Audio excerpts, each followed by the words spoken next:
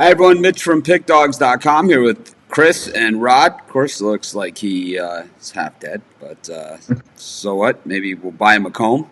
Rod, or a hat. Rod, good morning. Morning. It's day 600 here of Without Sports in the quarantine. I haven't heard any kind of updates that anything is going to happen, just that UFC not going to happen. Now, Major League Baseball talking about simulated games, which doesn't get us any closer to real games. But just, biding our time, using it the best that we can. I got a lot going on behind the scenes, some stuff that a lot of you guys are going to be really excited about. Something that I've been doing on Mondays, my Mitch Mondays, and I'll probably talk more about it on this Monday coming up. But I'm going to answer a lot of the questions that I get, some of the most common questions, and a lot of that has to do with how I built the websites, how I get people to the websites, all that kind of stuff. I'm going to be going over all that and probably give people opportunities to do that as well and offer up help. So we'll see how that goes. My branding people's idea. So we'll see how much support they're willing to give us on something like that, because I know I can't do it alone. I'd expect there would be a lot of people interested. But so we got still doing these sim picks.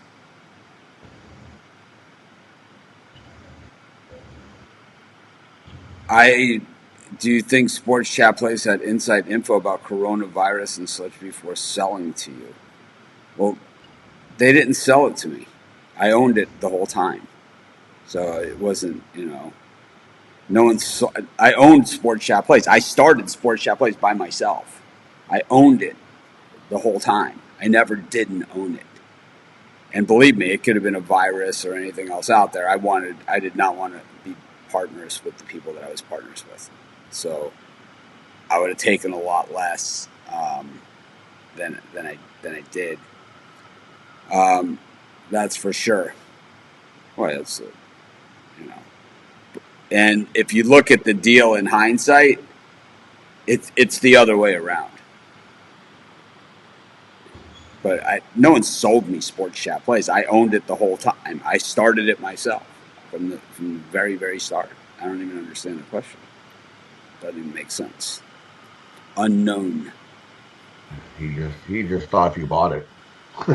Yeah.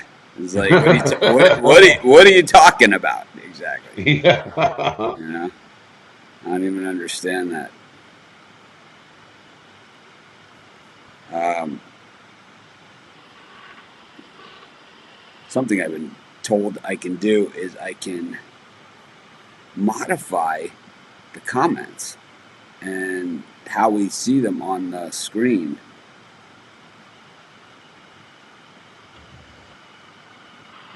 And I think this would be something that would be really cool.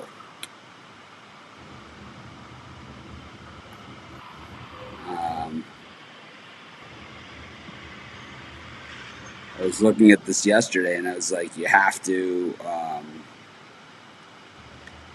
of have to have the comment on the screen to do this stuff.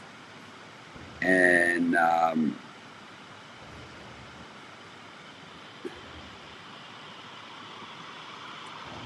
you have to have the comment on the screen to do this stuff, but no, that's not what I wanted to do. Damn it. Let's see something.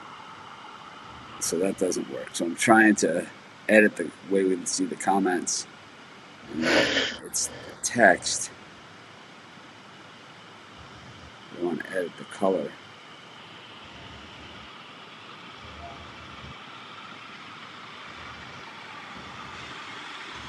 Let's see something. There it is. Oh, that doesn't look good. Sorry, guys. I'm enjoying this, though. It's like, gives me a chance to actually work on something. There we go. I've been wanting to do that forever. Looks way better, right? But there it is.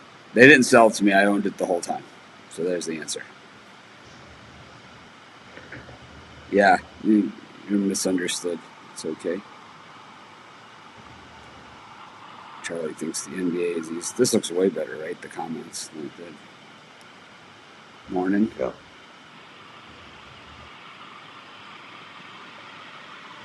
God Z has been on fire with what? Horses or?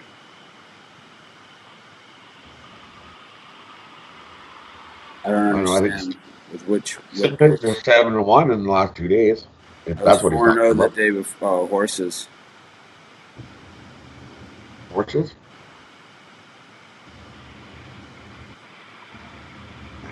Went 4-0 the day before.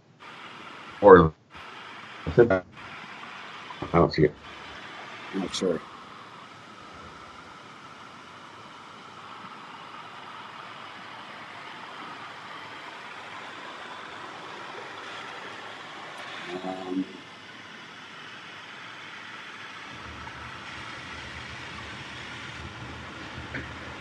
I don't know.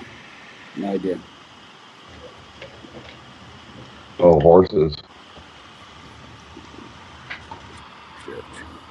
All right. Well, we did already. Horses. Anyways, some sports are generally easier to bet, and some are a little more difficult for others. So, I don't think we're going to get any kind of consistent response here from anybody. But Chris, start off with, what do you think are the easier sports? Well, for me, the one that I found the easiest when I first started betting was actually baseball. Because a lot of times I would just rely on the starting pitchers were a lot more consistent. You didn't have this opener strategy or these bullpen games. But when I was first starting, and even up until now, a lot of times with that, I'll just focus on money line betting. I won't focus on trying to pick run line or trying to pick totals and stuff like that. I think the easiest bet that you can make, and it doesn't have to maybe baseball, but I think the easiest bet you can make anywhere is just money line. Yeah, we're looking at sports. We're doing sports. We're just looking at what sports are easier. Easiest sport for me was probably baseball. How about you, Rod? Hockey. For me, it was, I don't know. I don't know how to explain it. It's hockey. I can just look at things. It's just the knowledge of watching hockey. I can see things happen before they. I can know how the storyline goes. I've watched enough hockey. It's like I can look and be like, okay, well, this is what's going to happen tonight, and there it is. For me, hockey by far the easiest sport for me to bet. Yeah, I would say for me, it seems that I do best at baseball, and that's because it is a money line betting sport for the most part, and you don't have to win that much. Anytime you don't have to win, 60% of the time or 58% of the time to turn a profit, to me that makes it a little bit easier. But which sports do I think I'm best at? Boxing and college football. So it's kind of two different answers there. I just think for me, baseball is the easiest. It just, anytime you don't have to win, that often, it certainly makes it easier. And that's why I always think that people that bet the big money line favorites are really betting against themselves, because it's like, it's minus 400 favorite. It's if you lose, you have to win 4 times just to get even. And how many 4-game parlays do you hit? So you'd have to hit 4 in a row. It's like as soon as you lost 1, now you're back in the hole again. And if it's money line baseball and you bet a favorite, now you're deeper in. You're even deeper. Uh-huh. So, it's just very, very hard to dig yourself out. But that's why, to me, baseball is the easiest. I think more dogs come in baseball than any other sport, too, because there's just more games. So, which ones would you say are a little bit Tougher, Chris. For me, definitely the college sports, because the college sports are where you see a lot of these more inflated lines, these bigger point spreads, and it's sometimes tempting to take points with Alabama as a 28-point favorite or whatever, because they're always one of the top teams in the country, but it just takes a couple scores for you to be digging yourself out and have to win, put up 42 points or 49, and it's harder with these bigger lines. And the teams are always changing, so you have to always pay attention to the rosters and stuff like that. How about you, Rod? Baseball, for sure. Got the most variables out of any sport that you have to look at when you bet baseball. There's the pitcher, there's the umpire, there's who's coming in as reliever, who's eligible to come in as relievers today. Did somebody pitch a pitch yesterday? You've got the beginning of the game, you've got the middle of the game, you've got the end of the game that you really have to catch for first five, and then you got the last five. For baseball, by far the hardest to count. It just has the most variable, and some of them you just can't control. Let's leave this reliever in there for forever. Oh, look, they scored a dozen against them. Oh, maybe we'll take him out now. To me, I'm the opposite of Chris. I think that any of the pro sports are easily the toughest.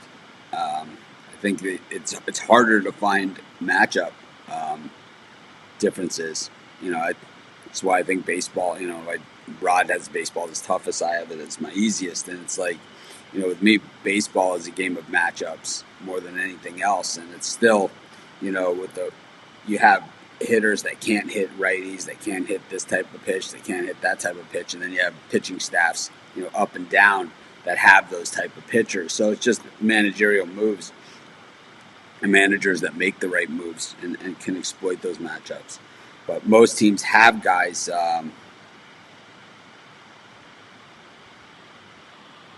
Most guys have most teams have guys that can match up correctly, and that's why managers are such a big deal. But to me, the one that I hear that most people quit betting on is college basketball. And I saw someone here said college basketball is the easiest, but I think it can be, but it's also this is a game with as Chris said, in college sports in general, you get these wild point spreads that are gigantic. So the backdoor cover opens up, and it's like even the great teams against the lousy teams, you're looking 28, 30 points. I mean, how many times did we see 20 plus in Gonzaga games this season? And it's just the back. Whenever you have in that 27, 28 range, you're wide open to. Not only is it a tough number to cover, but now you've left the back door open, and more than likely, if you're in that kind of type of point range scenario, you're putting your backups in against other team starters. So unless you're Kentucky or Duke or Michigan State, maybe even, not that many teams have that deep of a bench where their bench is going to be significantly better than the other team starters and be able to put up, those kind of numbers consistently across the board. I just think that all the pro sports are always going to be the hardest because everybody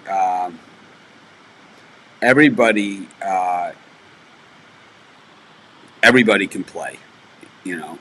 In college football, you could have tough matchups where you have even a smaller school, they might have a great left tackle, right? And this is something that is going to fly under the radar more likely. I mean, how many times do you say, "Oh man, I really want to see this game, man. They got a great left tackle. They got a great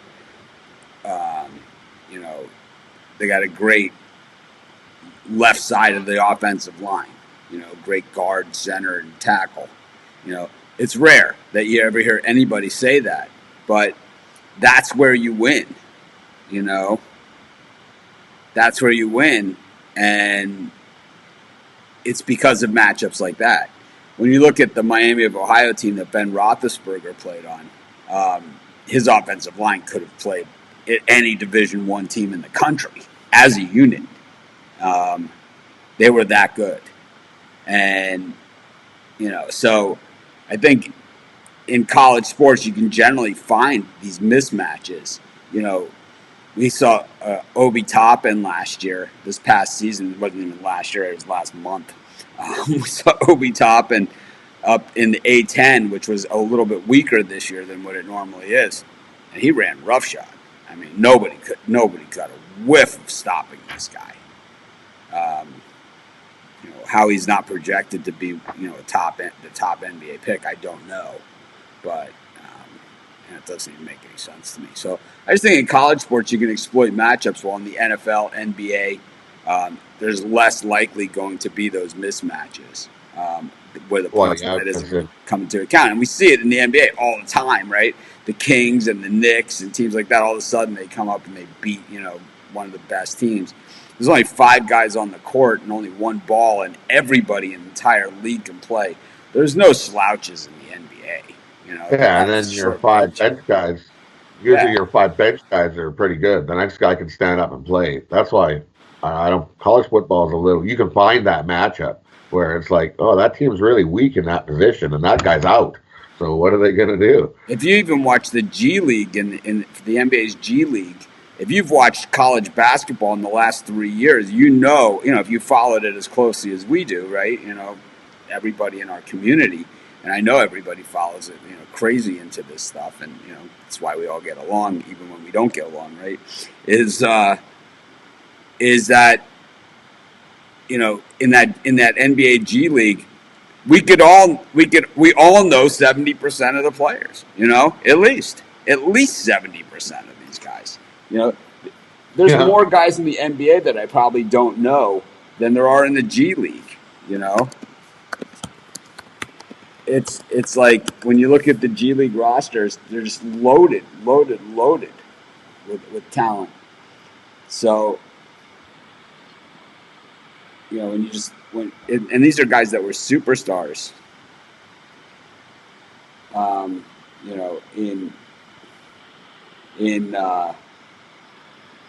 In college, and guys that were drafted in the first round.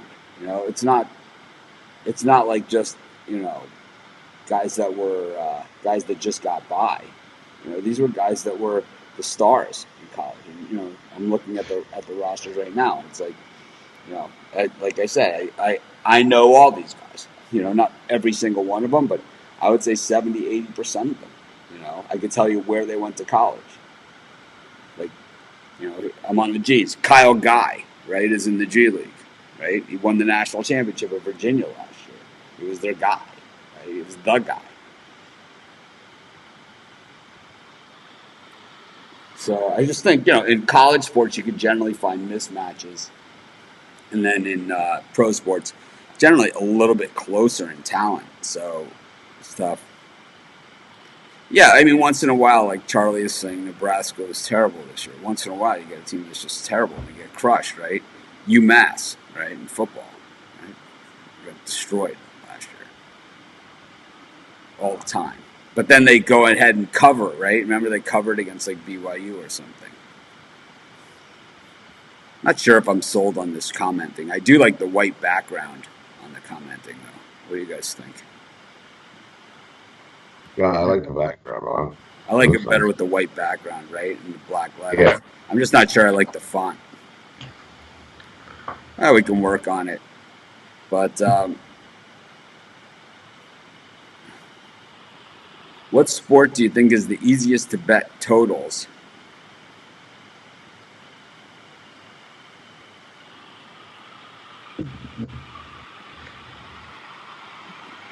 For me, it turned into the NBA turned into that league or that sport. You got with how much the offense had improved over the last few years and how many more teams are getting better using the 3-point line. It was you could easily hit an over on any given night, and then you have other teams that are defensive specialists that play. You can key in on playing low scoring games like Utah. I can't think of other ones off the top of my head, but for me, it was the NBA that was becoming easier to hit totals on. How about you, Rod? Yeah, it depends. You're gonna be picky. I don't know. I'm pretty picky. What a huge total guy it can be, because you can look at it at a thing like in hockey. All of a sudden, there's like you think they're going to be tons of goals and they score none. The goalie stands on his head. I think basketball is easier to find a total, like Chris says. I don't know about NBA. Colleges, I think you can find some pretty good weaknesses in college hoops. And football, well, you can find spots. Like there's spots that, like if you look at football and the weather's crappy and blowing 8,000 miles degrees, then you can usually find. I find my spots where I like a total. You got to be more relevant. Only 4 viewers. No, we actually have 25 viewers, and we're just trying to stay on the air. We're not gonna change the focus of what we do to go over for 4 months. You know. Yeah, I mean, if Rod wants to do a horse racing show, there's nothing from stopping him from doing one. You know, he's welcome to do it. He has, I can give him access to our channel if he wants to do a show, or if you want to do it. I'm not being a Scrooge. It's for damn sure. I show up every single day. But I'm certainly not going to change our business because altogether and add a horse racing section when I know the amount of work that takes on an ongoing basis. This is going to pass. If this is going to go on for 5 years or something, yeah, well, maybe we'll change the horses, or maybe maybe we'll pack it up and do something else. If there's not ever going to be sports again, but I'll tell you one thing: we're certainly not going to change our business because there's a stoppage for a few months. I mean, adapt. I mean, what do you do for a living? I'd love to hear this, man. What do you do for a living? I bet on sports. Okay, I live in Hawaii, and you guys know I started I started doing these shows. I live in a 700 square foot apartment in Chicago. What do you do? If you have this business advice for me, what do you do? What do you do for a living that you have this great business advice for me? Yeah, so start your own show. If you want to be there's plenty of other guys doing races, and it's like it'll be interesting to see what they do. It'll be interesting to see what they do when regular sports start up. If they're able to maintain that, I'll how about this? I'll bet you they don't. I'll bet you they can't. I'll bet you anything. So I'm certainly not going to invest that. Yeah, so you work construction. I play golf and surf every day. I mean, that's your choice. If that's what you want to do with your life, I don't tell you, hey, don't work construction or whatever. I certainly wouldn't come over and tell you any advice on construction because I don't know anything about it. Yeah, I know. I don't want your advice. I didn't ask for it. It's called unsolicited advice. Chris, how did we do in our sim picks yesterday? Who won? So New England beats Giants 40-7. So I had that one. Yeah. The Raiders beat the Bucks 45-27. I think I lost that one. Rod had them on the money line. Packers beat the Falcons 33-30 on a late touchdown. So they didn't cover, right? They didn't cover. I think it was 3.5. So no, it was 2.5. 2.5. Cover. Yeah. So I did not get that one. All right. And the Seahawks beat the Rams 43-36. Oh, so actually, I did have the Giants on the coin flip. So who was the winners again? Can you just say them again? Yeah, Patriots 40-7, Raiders 45-27, Packers 33-30, and Seahawks 43-36. So I was 1-3. Oh again. 8-0 in 2 days on Simpix again. I flipped a coin on mine, so. So today, 12 o'clock, Rams at Cardinals. Rams -6, over under 56.5. Who's at who? Can you say it again? Rams at Cardinals. Blocking this. Rams -6, over under 56.5. Where my pennies went.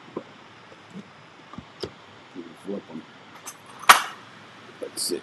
Gotta have something here I can flip. Rod, you want to give out your picks while I'm looking for a coin? Yeah. I'm going to give the Cardinals +6 for 2 main points. So Yeah, I like the Cardinals. This will be Rams are on heads, a back bet. and that'll be tails. I like the Cardinals as well. The Rams haven't looked good in these simulation games. They had a chance yesterday. They just sat there in the huddle and watched 30 seconds, or how many, 25 seconds per the clock. I'm like, are you guys going to speed up? You guys are on the 20. You can throw the ball in the end zone and tie this game up. And they just stood there in the huddle. I was like, what are they doing? All right, so this guy's not on this channel. So don't let the door hit you on the way out. Spent all this time. So who's home? Rams at Cardinals. All right, so Cardinals, Rams.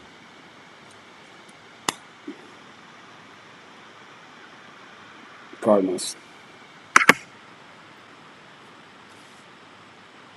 At 3 Eastern, the Washington Redskins at the Philadelphia Eagles. Eagles -3.5, over under 51.5. I'll take the Eagles. Yeah, I'm on the Eagles as well.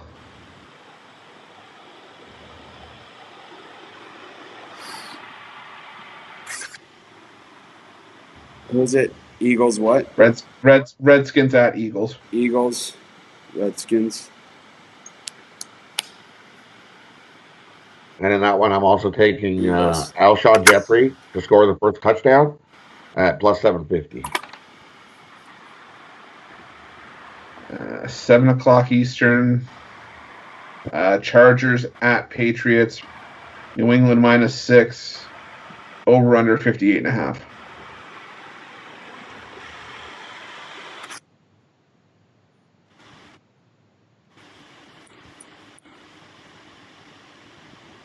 I'll take the Pats. New England at home. Yeah, I'm on New England as well. Playing the 6. They killed the Giants yesterday. I just don't think the Chargers keep up. And I'll get Sony Michael to score the first TD +400.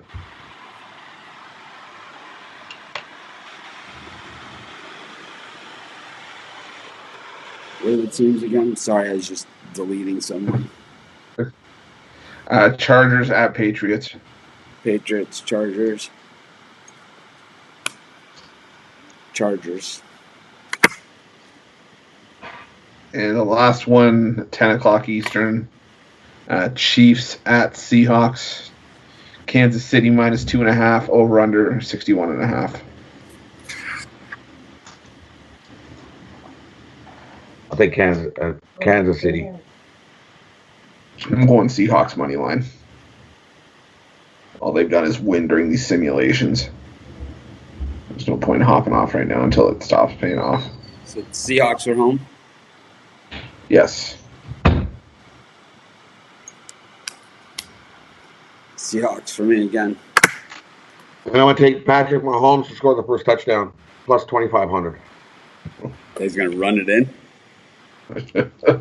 Yeah, why not? He'll run it. Hey, if it happens. Who ran it? What was his? Cam Newton, that Panthers game the other day. Yeah. He ran it. 60-something yard run. And they used him to run. Well, yeah, because he's got his running legs back. He's in a video game. Wouldn't that be the best if that was the answer to everything? Oh, I'm in a video game. Everything works now. All right. Well, tomorrow is our NFL draft preview.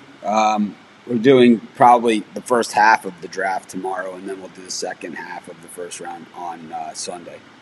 So we'll see you guys tomorrow, and have a great day.